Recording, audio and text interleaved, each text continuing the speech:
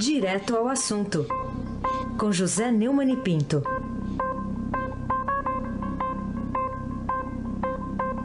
Neumann, bom dia. Bom dia, Raíssen Abac, o craque. Bom dia, Carolina Ercolim. Tintim por Tintim. Bom dia. Bom dia, Almirante Nelson, feliz da vida, sofreu, mas venceu.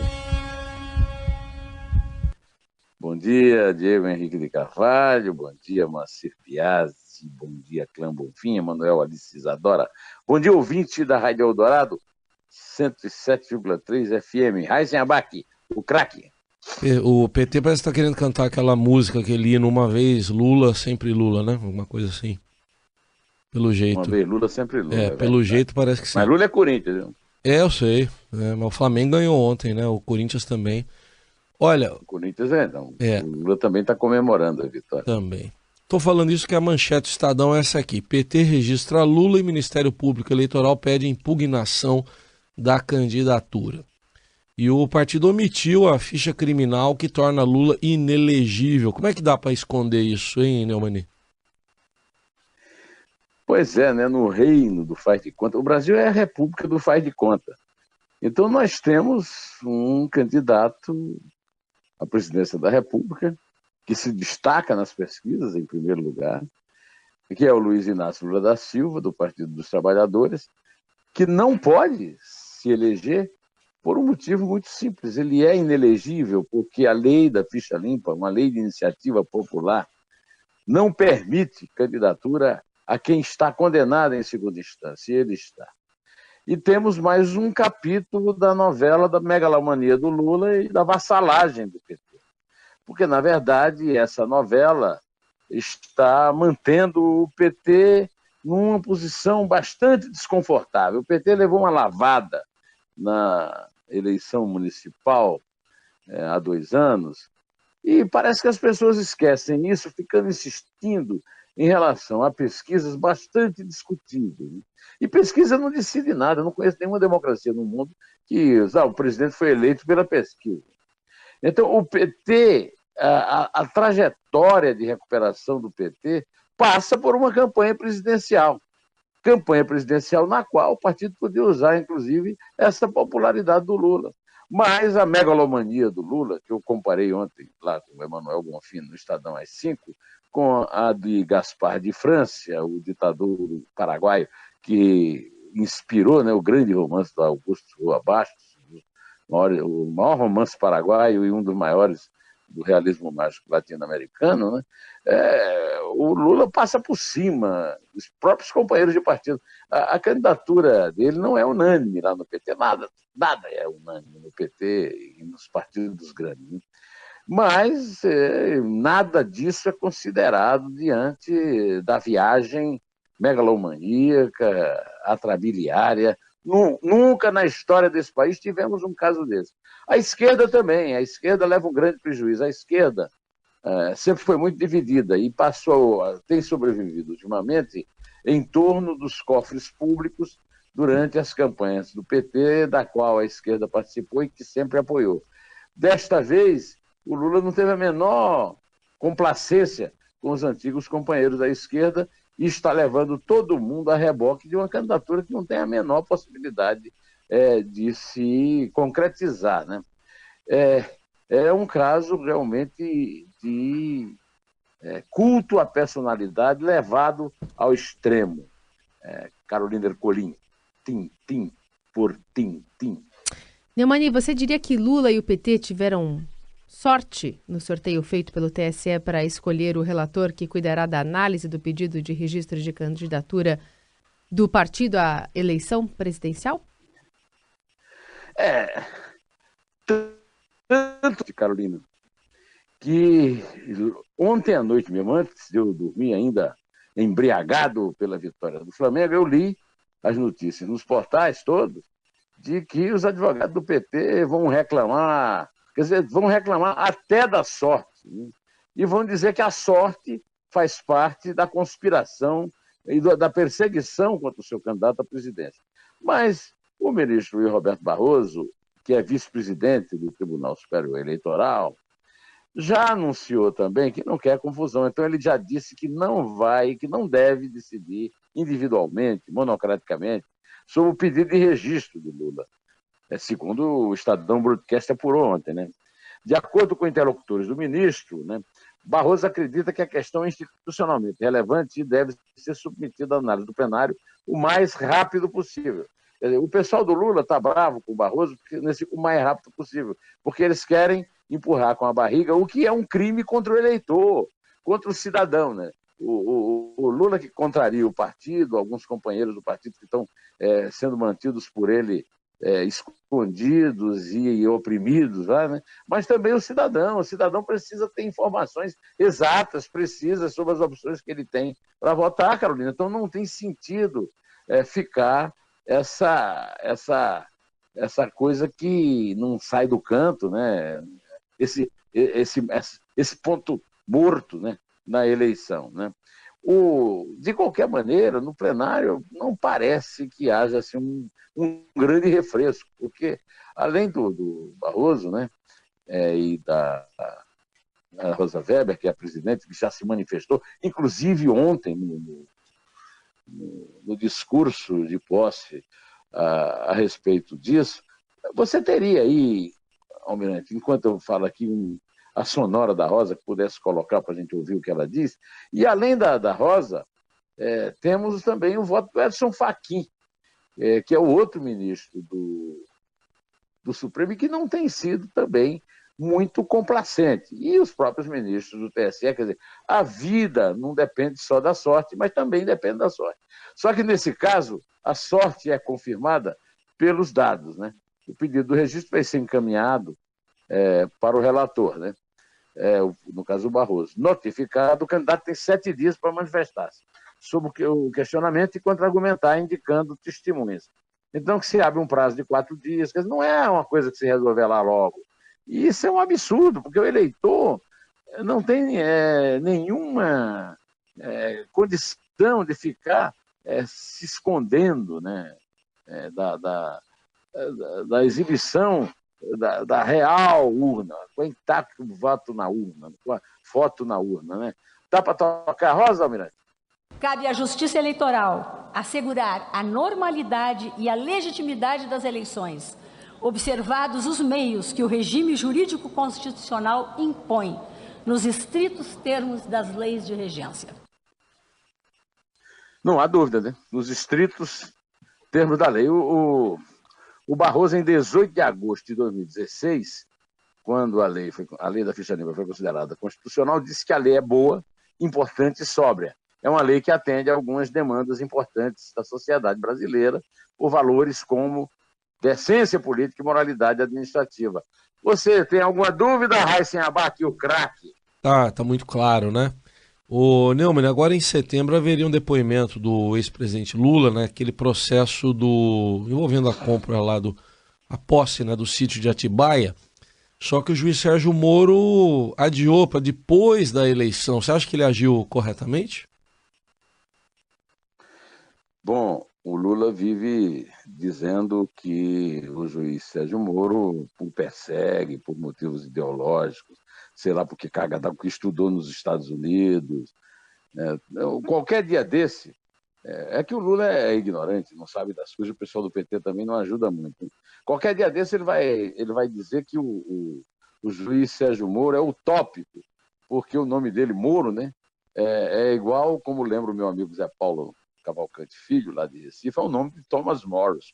Thomas Moro, autor de A Utopia, né?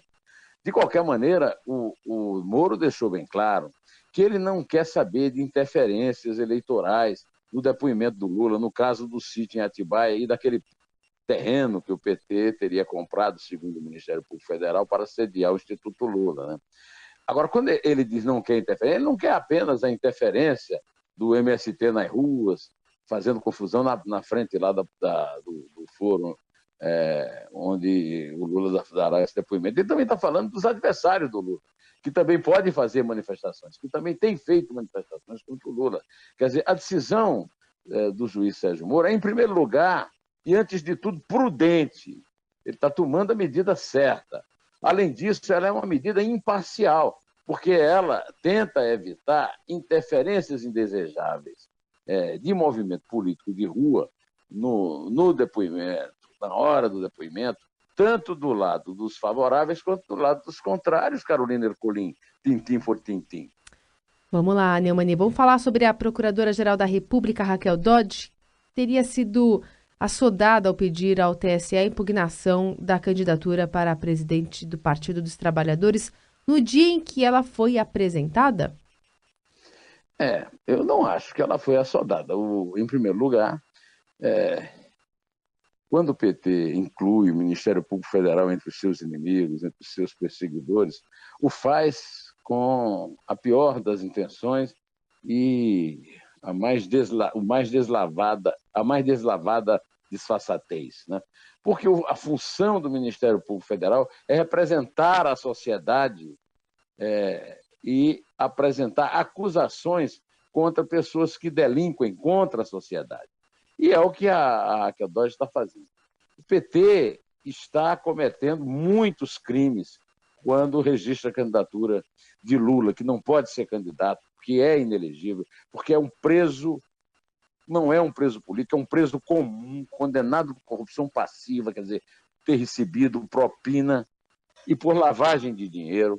Então, a Raquel Dodge, a procuradora-geral, que também é procuradora eleitoral, né, procuradora-geral eleitoral, ela cumpre apenas o seu dever de parte, ela é parte nesse processo e ela nos representa, ela representa a sociedade. Quem julga é o Tribunal Superior Eleitoral, depois, se for o caso, o Supremo Tribunal Federal. O Ministério Público Federal, nem no caso lá da Lava Jato, naquele PowerPoint que foi tão execrado, né, tem nada a ver com o julgamento é do juiz, é do Poder Judiciário, né?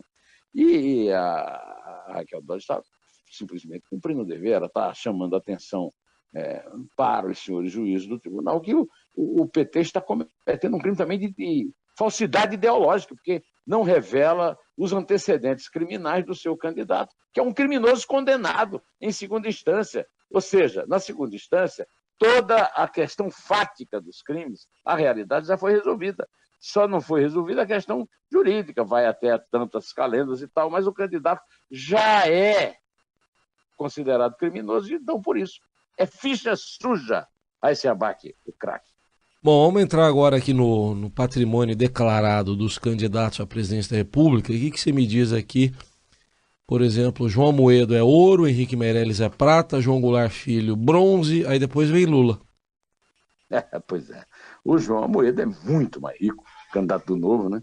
É muito mais rico do que todos os candidatos. E como nunca havia feito uma declaração pública de bens,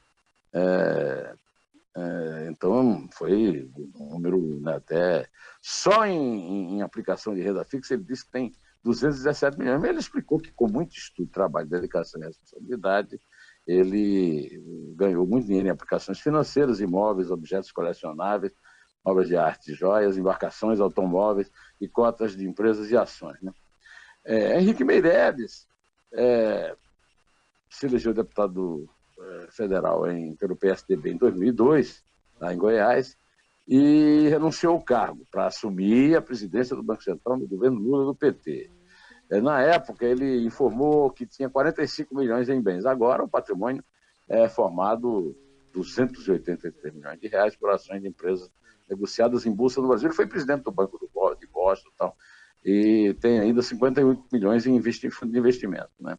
O terceiro candidato com maior patrimônio é João Goulart Filho, do PPL, dono de 8 milhões e meio, a maior parte em cotas de participação empresarial. O João Goulart, o pai dele, era um riquíssimo estancieiro, amigo de Getúlio Vargas, foi uma espécie de Delfim do Getúlio lá, na famosa estância de Itu. Agora, o ex-presidente Lula tem 7 milhões e 900 mil reais, sendo que 6 milhões e 300 mil estão aplicados em fundo de previdência privada.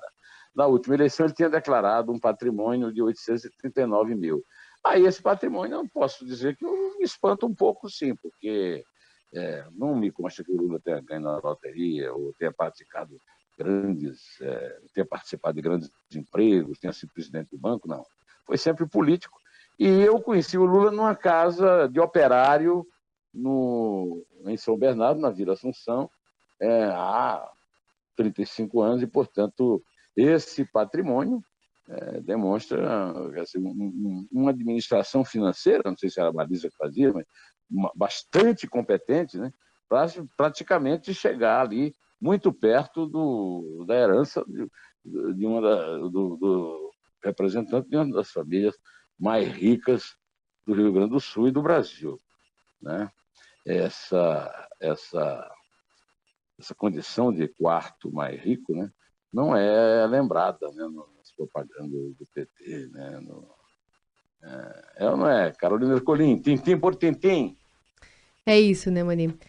Bom, queria falar contigo também sobre Jair Bolsonaro, que divulgou ontem um vídeo gravado pelos dois filhos com declarações feitas por Valderice Santos, gravada no local onde o deputado tem há décadas uma casa de veraneio. Aí o vídeo chama Conheçam a Verdadeira Val de Mambucaba.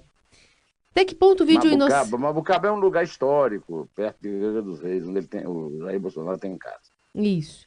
Agora, até que ponto esse vídeo inocenta o candidato? Enfim, para que deve servir esse vídeo no final das contas? Vamos ouvir o vídeo? A loja do açaí é da minha irmã. Às vezes eu fico lá. Almoço.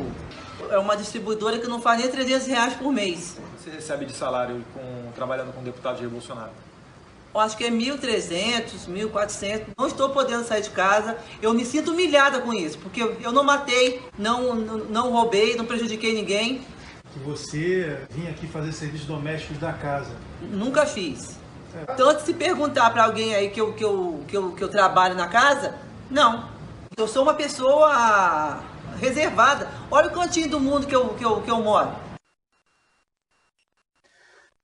O fato dela ganhar 1.300, o fato dela não ser a dona do açaí, ser a irmã, tudo isso, nada disso justifica ela ganhar dinheiro público para fazer serviço, qualquer serviço para o Jair Bolsonaro.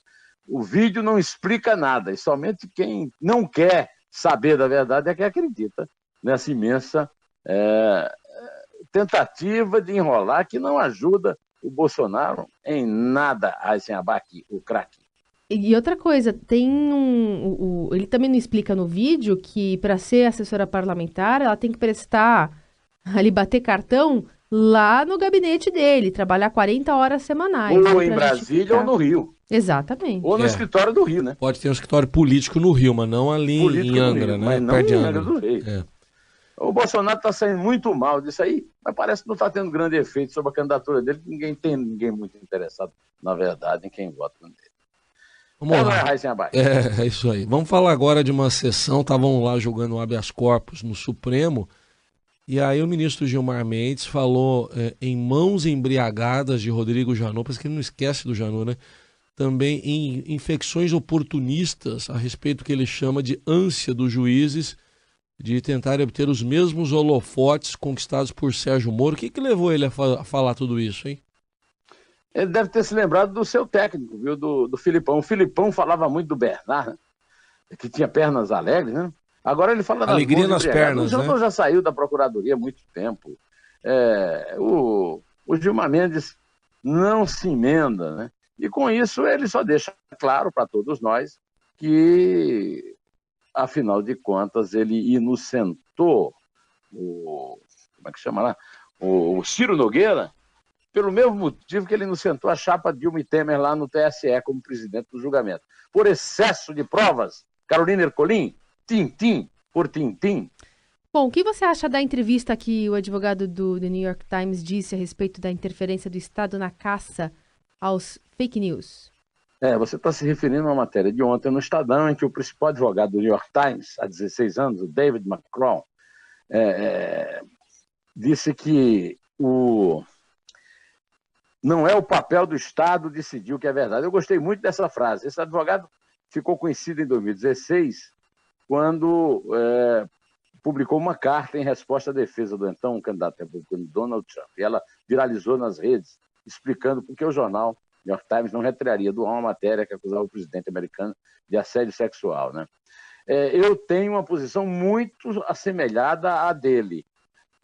Esse problema de fake news é um problema do cidadão. O Estado não tem nada a ver com isso. O McCraw tem 64 anos, é vice-presidente e conselheiro-geral adjunto do New York Times, leciona Direito e Mídia nas universidades de Harvard, de Nova York, e em Boston e de Nova York, a NYU, e é autor de um livro chamado A Verdade em Nossos Tempos, dentro do voo que salvam a liberdade de imprensa na idade dos fatos alternativos, que está sendo previsto para ser lançado no ano que vem nos Estados Unidos, né?